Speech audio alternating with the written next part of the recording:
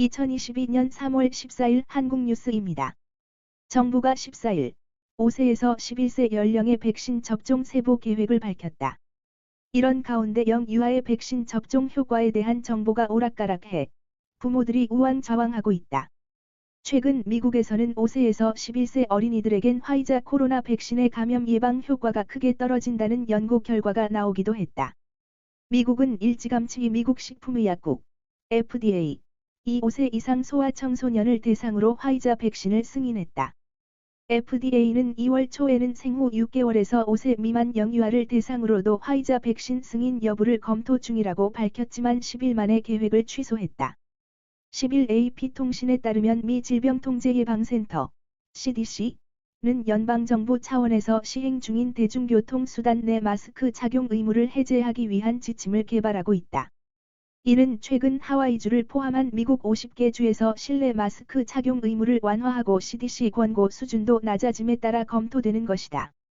앞서 CDC는 미국 행정구역의 85%가 코로나 확산 위험도에서 중간 이하라고 평가한 바 있다. 따라서 이르면 다음 달부터 미국에서 항공이나 기차 등 대중교통을 이용할 때 마스크 착용 의무화가 해제될 전망이다.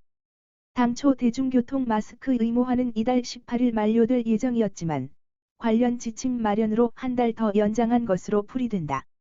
이탈리아는 지난달 11일부터 야외 마스크 착용 의무화가 해제됐다. 지난해 말 오미크론 변이가 확산할 때 도입한 야외 마스크 착용 의무화 행정명령을 연장하지 않았기 때문이다. 영국은 지난 1월 플랜 B 방역 규제를 해제하며 다른 나라보다 일찍 실내 마스크 착용 의무를 없앴다. 프랑스도 지난달 실외 마스크 착용 의무를 없앴으며 실내의 경우 백신 패스 검사를 하면 마스크 착용을 하지 않아도 된다. 단 대중교통 내에선 마스크를 착용해야 한다. 프랑스 정부가 14일부터 코로나 방역 수칙을 대부분 해제한다. 대중교통을 제외한 실내 공공시설에서 마스크 착용 의무가 사라져 초등학교, 중학교, 고등학교뿐만 아니라 직장에서도 마스크를 쓰지 않아도 된다. 코로나에 걸렸거나 코로나 확진자와 접촉했을 때, 코로나 감염 증세가 나타났을 때는 마스크 착용을 권고한다. 식당과 문화 여가시설 등 다중이용시설에 들어갈 때 필요했던 코로나 백신 패스도 의료시설과 요양원, 장애인 시설 등을 빼고는 검사하지 않는다. 진중권 전 동양대 교수가 방송인 김어준 씨, 유시민 전 노무현재단 이사장 등을 정리해야 더불어민주당이 살아날 것이라고 하자 유시민 전 이사장은 도척의 개가 공자를 보고 짖는 것은 공자의 잘못도 개의 잘못도 아니다라고 반응한 것으로 알려졌다. 대선 기간 민주당 선대위 디지털 대변인을 맡았던 황희두 노무현 재단 이사는 13일 자신의 페이스북을 통해 친윤 스피커 진중권 씨가 선거 끝나자마자 또 훈수를 두고 있네요라며 이후 유시민 작가님께 감사 인사 겸 연락을 드리며 여쭤봤더니 짧게 이런 말씀을 주셨다. 도척의 개가 공자를 보고 짖는 것은 공자의 잘못도 개의 잘못도 아니다라고 했다. 도척은 몹시 악한 사람을 비유적으로 이르는 말이다. 진 전 교수는 지난 11일 자신의 페이스북을 통해 민주당이 살려면 비정상적인 정치 커뮤니케이션부터 복원해야 한다면서 그러려면 방송인 김어준, 유시민 전 노무현재단 이사장, 그리고 몇몇 얼빠진 중소 인플루언서들을 정리해야 한다고 했다. 진 전 교수는 12일에도 김어준, 유시민, 그 밖에 유튜브로 밥벌이하는 정치 낭인들이 대중을 세뇌시켜 아예 이성적, 반성적 사유를 하지 못하게 만들었다라며 이들이 권리당원 혹은 지역구에 조직된 표부대가 되어 공천 과정에 결정적 영향을 끼치니 이들 눈치 보느라 의원들이 소신을 가질 수 없다고 했다. 이어 몇 안 되는 소신파들은 당 밖으로 쫓겨나거나 입을 닫고 살아야 하고 그 결과 당이 일체의 이견을 허용하지 않는 유사전체주의 정당으로 변해버린 것이라며 의원들이 김어준 방송에 나가 당선증 보여주는 장면은 이 한심한 상황의 시각적 상징이라고 했다. 진 전 교수는 문제는 그렇게 판판이 선거에서 저도 이게 교정이 될 수 없다는 것이다. 김어준, 유시민류는 또 다른 궤변으로 이 현실에 좌절한 대중에게 또 다른 대안 현실을 만들어 팔아먹을 것이기 때문이라며 이걸 고쳐야 하는데 현재 민주당에는 이 개혁을 주도할 세력이 없다. 밖에서 데려올 의지도 없다고 했다. 윤석열 대통령 당선인은 여성가족부 폐지 공약과 관련해 이제는 좀 부처의 역사적 소명을 다하지 않았느냐며 공약을 지키겠다는 입장을 밝혔다. 윤석열 대통령 당선인은 13일 서울 여의도 당사에서 대통령직 인수위원회 관련 발표를 하며 이같이 밝혔다. 윤 당선인은 여성가족부 폐지와 관련해 저는 원칙을 세워놨다며 여성, 남성이라는 집합적인 구분과 여성, 남성이라는 집합에 대한 대응한 대우라는 방식으로는 여성이나 남성이 구체적인 상황에서 겪게 되는 범죄 내지는 불공정의 문제를 해결하기 어렵다고 설명했다. 윤 대통령 당선인은 이날 대통령직 인수위원장의 대선 과정에서 단일화 합의를 했던 국민의당 안철수 대표를 임명했다.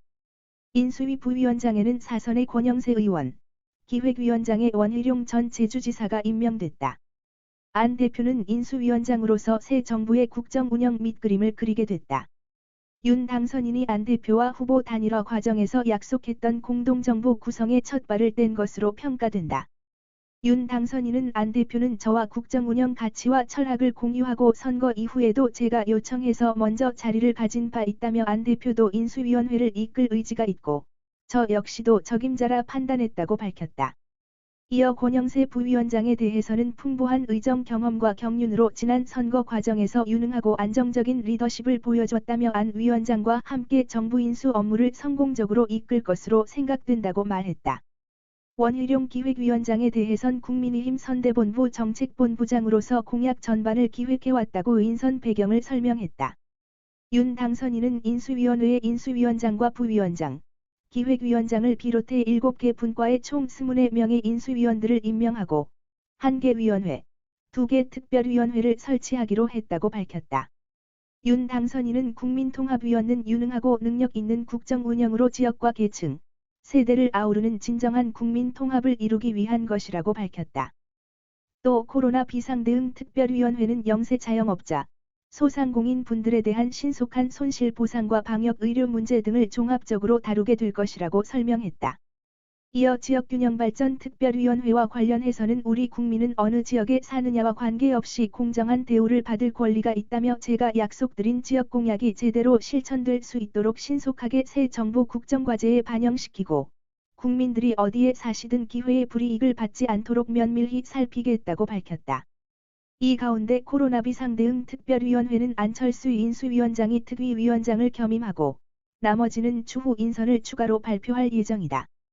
윤석열 대통령 당선인이 핵심 공약인 여성가족부 폐지 공약을 거대 야당이 될 더불어민주당이 여가부 폐지를 적극적으로 반대할 것으로 보이고 있다. 윤석열 대통령 당선인이 자신의 핵심 공약인 여성가족부 폐지 공약 실행을 재차 강조했다. 거대 야당이 될 더불어민주당이 여가부 폐지를 반대할 것으로 보이지만 윤 당선인은 여소야대 전국에도 여가부 폐지 입장을 재확인했다. 민주당이 반대할 경우 여가부 폐지를 위한 정부조직법이 국회를 통과할 수 없는 만큼 야당의 발목 잡기 논란이 재현될 가능성도 배제할 수 없다. 윤 당선인은 13일 서울 여의도 당사에서 대통령직 인수위원회 주요 구성안 발표 뒤 이어진 질의응답에서 여가부 폐지와 관련한 민주당의 반발을 어떻게 돌파할 것이냐는 질문에 여가부는 이제 부처의 역사적 소명을 다하지 않았느냐고 답했다. 윤 당선인은 저는 원칙을 세워놨다. 여성, 남성이라는 집합적 부분과 집합에 대한 대등한 대우라는 방식으로는 여성이나 남성이 구체적인 상황에서 겪는 범죄, 불공정 문제를 해결하기 어렵다고 본다고 강조했다. 이어 불공정과 인권 침해, 권리 구제를 위해 효과적인 정부 조직을 구상해야 하는 것 아닌가 생각한다고 덧붙였다. 윤 당선인은 인수위 구성 과정에서 여성 할당제와 영호남 지역 안배 등도 고려하지 않기로 했다. 윤 당선인은 청년이나 미래 세대가 볼 때 정부에 대해 실망할 가능성이 크다고 본다면서 각 분야 최고의 경륜과 실력 있는 사람을 모셔야지 자리를 나눠 먹기식으로 해서는 국민 통합이 안 된다고 본다고 했다. 지난 1월 7일 당시 대선 후보였던 윤 당선인은 소셜네트워크 서비스의 여성가족부 폐지라는 7글자 메시지를 내 주목받았다. 한 언론 인터뷰에서는 여가부 폐지 공약과 관련 더 이상 구조적 성차별은 없다. 차별은 개인적 문제라고 설명했다. 윤 당선인이 여가부 폐지를 재차 강조한 가운데 관건은 여소야대 전국이 될 것으로 보인다. 민주당과 이재명 전 대선 후보는 앞서 윤 당선인의 여가부 폐지 공약을 두고 성별 갈라치기 등 차별과 혐오를 이용한 나쁜 정치라고 비판해왔다. 특히 이번 대선에서 20대 여성의 압도적 지지를 확인한 만큼 해당 공약에 적극 반대할 것으로 전망된다. 정청래 민주당 의원은 지난 12일 페이스북에 이명박 전 대통령 인수위 때도 여가부 통일부 폐지를 주장했었으나 실패했다. 정부조직법은 국회를 통과해야 한다고 적었다. 이어 여가부 폐지는 그리 쉽지 않을 것이라면서 모든 것이 윤석열 뜻대로 되지는 않을 것이라고 덧붙였다. 윤석열 대통령 당선인이 대장동 의혹 특별검사 문제와 관련해 진상규명될 수 있는 어떠한 조치라도 해야 된다고 생각한다고 밝혔다. 윤 당선인은 13일 오후 서울 여의도 국민의힘 중앙당사에서 기자회견을 열었다. 기자회견 이후 질의응답에서 윤 당선인은 더불어민주당 윤호중 비대위원장이 대장동 특검 관련해서 3월 안에 처리가 가능할 것이라 말한 것을 두고 진상이라고 하는 건 부정부패에 대한 진상규명에는 그 진상이 확실하게 규명될 수 있는 어떠한 조치라도 국민들 다 보시는데 해야 된다고 저는 생각한다. 거기에는 무슨 꼼수라든가 그런 것도 없고 저는 작년부터 늘 주장해왔다고 답했다. 앞서 민주당 윤 비대위원장은 대장동 의혹 특별검사 문제와 관련해 여야의 의견이 모아졌던 것이기 때문에 3월 임시국회 처리에 아무 문제가 없을 것이라고 말했다. 윤 위원장은 13일 오전 서울 여의도 국회에서 비대위 인선 결과 발표 후 기자들과 만나 우리 당은 특검안을 국회에 제출했고 국민의힘과 후보였던 윤석열 대통령 당선인이 특검에 동의한다는 말씀을 하셨던 거로 기억한다고 밝혔다. 앞서 민주당은 지난 3일 상설특검법을 활용해 특검을 임명하고 수사에 착수하는 대장동 개발비리 사건 및 이와 관련한 불법 대출 부실 수사 특혜 제공 등의 의혹 규명을 위한 특검 수사 요구안을 발의한 바 있다. 국민의힘도 지난해 대장동 특검법을 발의했으며 윤 당선인은 지난 3일 유세에서 특검이든 뭐든 진상만 밝히면 저희는 대찬성이라고 말하기도 했다. 국민의힘이 지난달 검찰에 수사를 의뢰한 이재명 더불어민주당 전 대선 후보의 경기주택도시공사 GH 합숙소 비선 캠프 의혹을 경찰이 맡아 수사한다. 수원지검은 국민의힘이 지난달 22일 해당 의혹과 관련해 이현욱 전 GH 사장을 고발한 사건을 경기남부경찰청에 이첩했다. 현재 경기남부경찰청은 성남 대장동 개발 특혜 의혹, 이재명 후보 장남 불법 도박 의혹, 경기도 법인카드 유용 의혹, 해경궁 김씨 의혹 재수사, 성남FC 후원금 의혹 등을 수사하고 있다. 국민의힘은 당시 이재명 대선 후보와 아내 김혜경 씨를 경기도 법인카드 유용 혐의로 고발하면서 이 전 GH 사장에 대해서도 수사를 의뢰했다. 검찰 관계자는 경기남부경찰청이 이 전 사장과 함께 고발된 이재명 후보 부부의 법인카드 유용 의혹을 이미 수사하고 있는 점을 고려했다고 설명했다. GH 판교사업가는 이 후보가 경기도지사로 있던 2020년 8월 성남시 분당구 순회동 금호 아파트 61평 한 채를 전세금 9억 5천만 원에 2년간 임대했다. 이 아파트는 민주당 이재명 대선 후보의 옆집인 것으로 알려졌다. GH 측은 원거리에 사는 직원들을 위한 숙소 용도라고 주장했지만 해당 아파트 옆집이 이 후보가 1997년 분양받아 지금껏 거주하는 곳이어서 숙소 용도가 맞는지 의혹이 불거졌다. 김기현 국민의힘 원내대표는 GH 합숙소를 이 후보 자택 옆으로 옮겨서 불법적으로 사용하면서 이 후보 공약 준비 등 대선 준비를 한 것 아닌가 하는 합리적 의심을 하지 않을 수 없다며 이 전 후보 부부에 대해 정치자금법 위반 혐의로 고발했다고 주장했다. 그러자 이 전 사장은 자신의 페이스북에서 이 후보 자택의 옆집인 GH 합숙소가 선거사무소로 쓰였다는 국민의힘 주장은 명백한 허위사실이라며 GH는 경기도 전역에서 각종 개발 사업을 수행해 현장 사업가는 자체 판단에 따라 합숙소를 운영한다. 임대차 계약도 자체 처리해 별도로 사장에게 보고되지 않는다고 반박했다.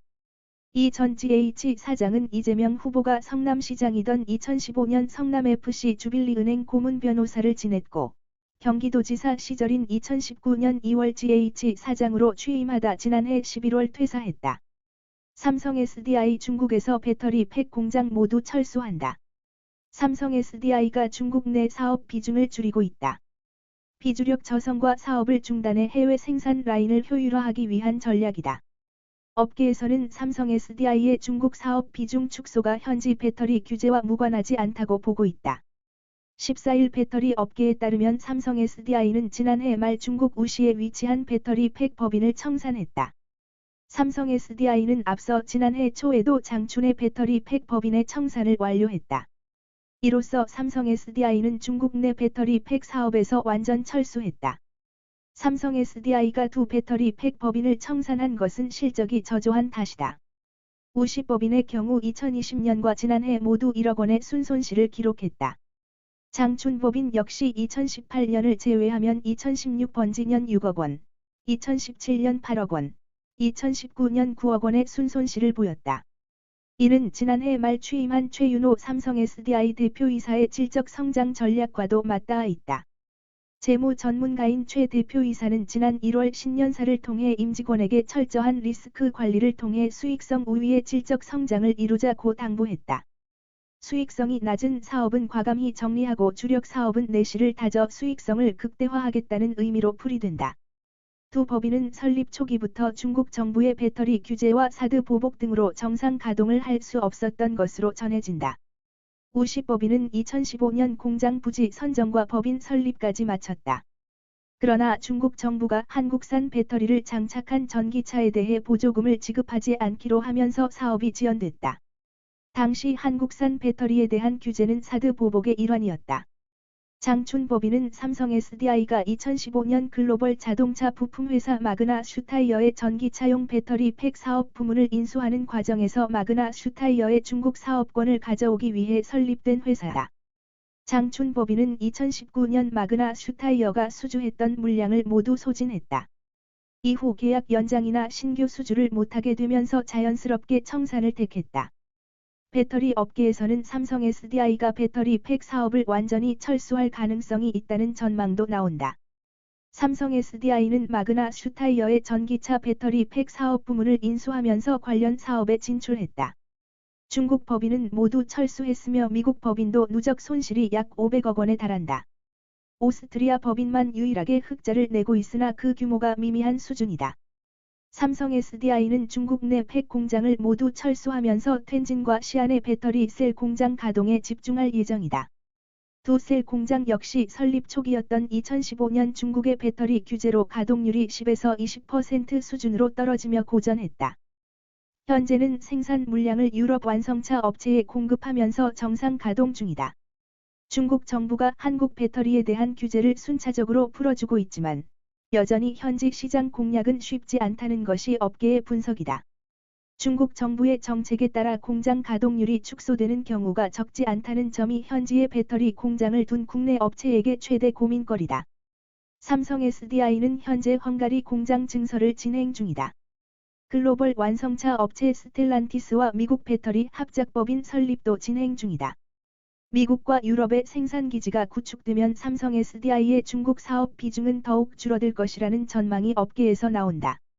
한 업계 관계자는 초기 중국 배터리 공장 설립을 추진했을 때는 세계 최대 시장이 열릴 것으로 기대했는데 중국 정부의 사드 보복과 자국 배터리 기업 보호 정책으로 고전을 면치 못했다며 이미 중국 전기차 배터리 시장은 자국 기업들이 장악한 상황이라 규제를 풀어줘서 중국 시장을 파고들긴 쉽지 않을 것이다.